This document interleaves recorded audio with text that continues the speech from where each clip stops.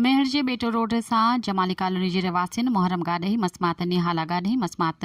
मारवा गाॾही, सजाद गाॾही, ज़ुल्कार गाॾही, ढोलण गाॾही ऐं ॿियनि मेहराण press club मेहर जे साफ़ी नगिया एहतजाज कंदे चयो आहे त कुझु महीना अॻु असांजे नौजवान सदाम गाॾही अरबेले घल्लो सां कोर्ट में पिया चुपरण कयो, जंहिंजे रद्द अमल में नवाज़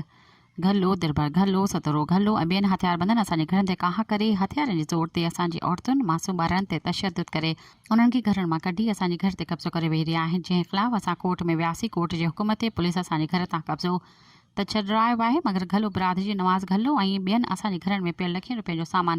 जंहिंमें भाण, कणिक, सारियूं, पेतियूं, फ्रिजूं, सोलर प्लेटूं, पखा, सिलाई ऐं कुतर मशीनूं, सोन ऐं घर जा कागज़, टेयर गार्ड, लोह दर, दरियूं, नलका ऐं ॿियो क़ीमती शयूं खयूं हलिया विया आहिनि। असां कोर्ट सां गॾु SSP दादू, DIG हैदराबाद ऐं IG सिंध ऐं ॿियनि इख़्तियारियुनि खे अपील था कयूं त असांखे लखे रुपयनि जो क़ीमती सामान वापसि कराए जवाबदार ख़िलाफ़ कार्रवाई कई वञे।